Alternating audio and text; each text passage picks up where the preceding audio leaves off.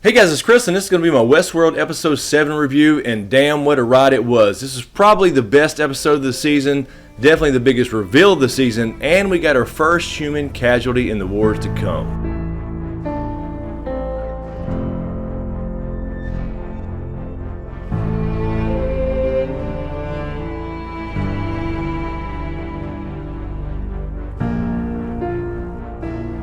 Alright, so let's jump right into this amazing episode. This was outstanding in all ways. We had great acting, great cinematography. We're starting to get a few more answers as far as what's actually going on in Westworld, as well as the outside real world as well, so I think that's pretty cool as far as a parallel there. When we find out Elsie's on vacation, and according to his co-worker, she's on her leave already, but you know good and damn well that she wouldn't go on leave without coming to say goodbye, so he knows something's up with that, and of course we know that Jigsaw perhaps has her kidnapped somewhere, the Arnold character, or another android working for Ford perhaps, or somebody working for the corporation, because of course there is an anti-Ford movement going on here. So you kind of got this cool parallel going on as far as, you know, what's going on in Westworld, and then of course the android revolution and the other side of the story there. And then on the outside world, kind of a meta thing, you have what's going on with the everyday employees there running the park, etc., and then kind of the behind the scenes workings of the board and what they're really up to, because as Teresa said, they're definitely up to something that's well beyond just catering to rich assholes coming to a theme park to play cowboy. We see William and Dolores again back with Lawrence in this storyline. Now this should be in the past if we all follow the two timeline theory or the single timeline broken up theory as far as how we're seeing it. And if you do support the William is the man in black theory, there was a cool line from Lawrence talking to William when he said,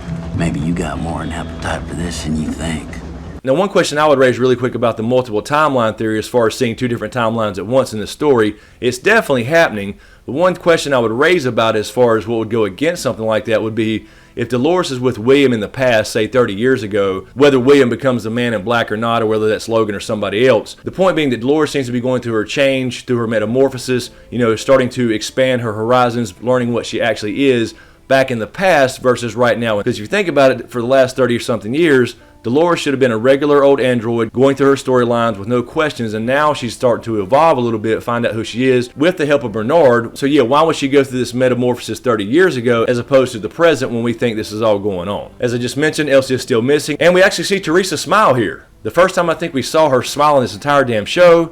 I could be wrong, but as we know, as we got to the end of this episode, she wouldn't be smiling for long. We pick back up with Maeve, and she's quickly becoming my favorite character. She starts her daily routine as usual. Things start to change. She's starting to notice things, and she actually walks in the brothel this time and shuts down the damn piano. She's tired of hearing the same old music every fucking day. And what was really cool here is we know she's been killing herself, as I mentioned last episode, to wake up in the real world to find out what the hell's going on and to actually give herself an upgrade. The techs come in to take Clementine out and shut down the entire bar, but she is not affected, so she fakes it and stands there completely still, apparently doing the mannequin challenge. That girl is a real crowd, please. Small world, all her friends know of me. Young bull. And they take Clementine away because something's going on with her, which ended up being a setup because the board wanted to make an example out of somebody and fire somebody high up and unexpected in their quest to get rid of Ford and protect their intellectual property, which they believe can and would be destroyed if Ford was abruptly fired. So that whole damn thing with Clementine holding a grudge, that was all set up bullshit. We go back to William and Dolores talking about life, and William mentions that in the real world he has somebody waiting on him, and we know this is Logan's sister that he's supposed to marry,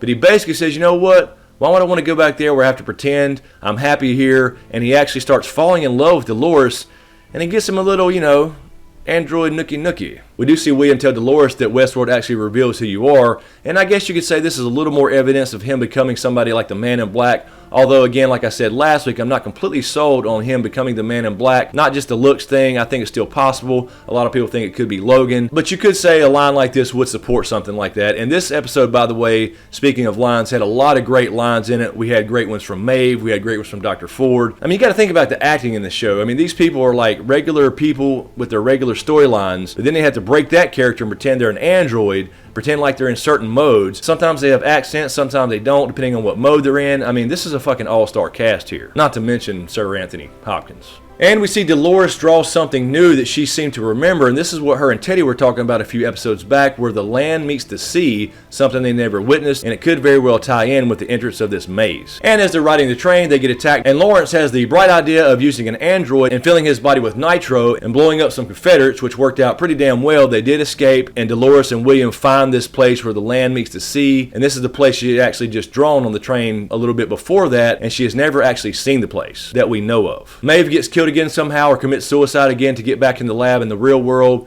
and she has a great line for Felix here when she says, "You don't want to fuck with me, Felix."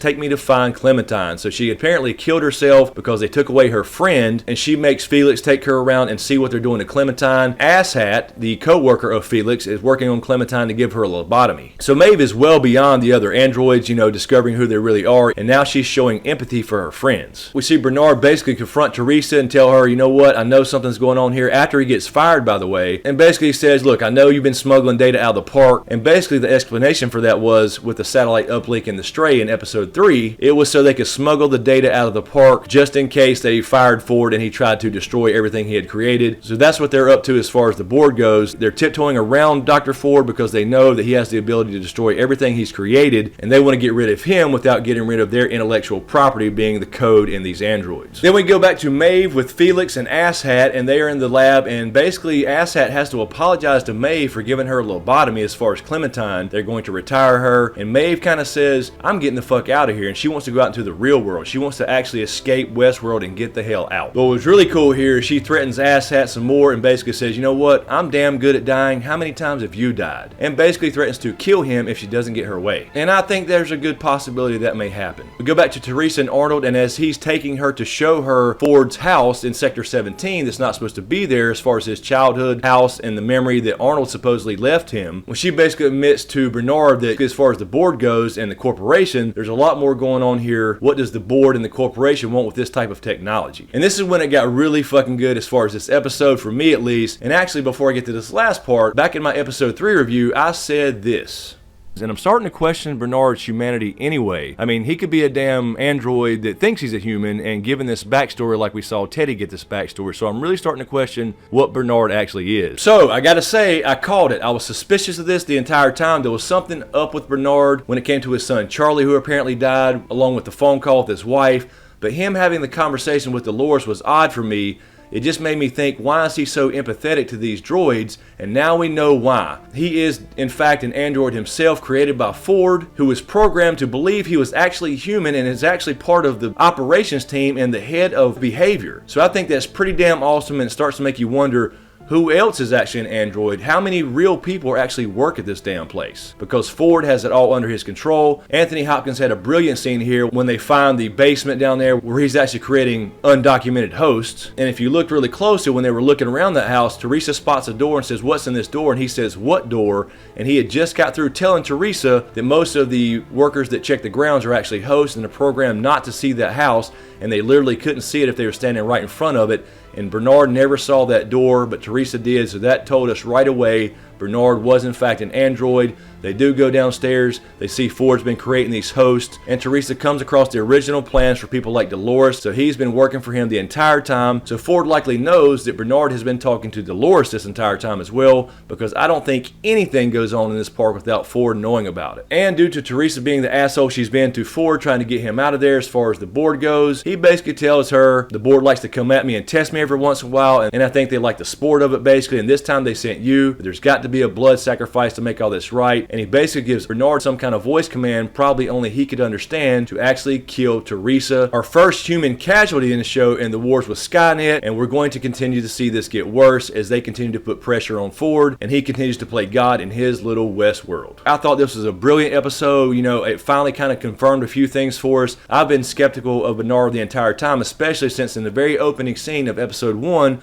we heard his voice talking to Dolores, and basically telling her straight up, do you realize you're not even real and you're in this world? And was almost like, well, he's just a programmer who's really curious about how these things work and how they're evolving. But now we know it's probably related to him actually being an android himself. And Bernard may have questions himself, so that may be why he decided to have these secret conversations with Dolores in the first place. And this episode was brilliant. It was written well. Mad props to all the actors in the show. It's pretty damn amazing. A damn good storyline and damn good drama as far as what the hell is going on and the bigger picture. Again, you have this parallel what's going on within Westworld, and the parallel to that would be in the outside world. You have the people and employees that run the park, and then of course you have the board and the corporation on the outside trying to influence what's going on the inside for whatever their ultimate goal is. We certainly still have a lot to learn what the end game is here, and it's going to be a long time before we find out. I believe this is inked for 5 seasons already, but I think this will be the next big thing now. I was starting to have a few doubts here and there between episodes, say 2, 3, 4, but after seeing the last couple, it's really started to take off and really started to get really good as far as the storytelling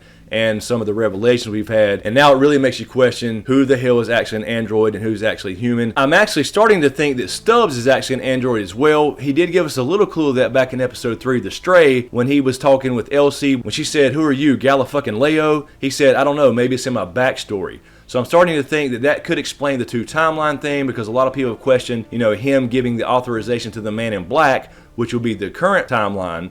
And then he's been around in the past as well, so that would explain that. If he is an android, of course, he would never age. So anyway, guys, let me know what you think in the comments below. What did you think of the episode? I was really, really pumped about it. It made me feel better about the show in general. What do you think about Dr. Ford and his control here? What do you think about the big reveal with Bernard? Were you surprised? Did you see it coming? And do you think the place by the sea where William and Dolores came upon, do you think that has something to do with this damn maze that we're still all wondering about? So anyway, guys, let me know what you think in the comments below. As usual, thank you for all the support. Be sure to subscribe to get everything. Thanks for watching, and have a deep and dreamless slumber.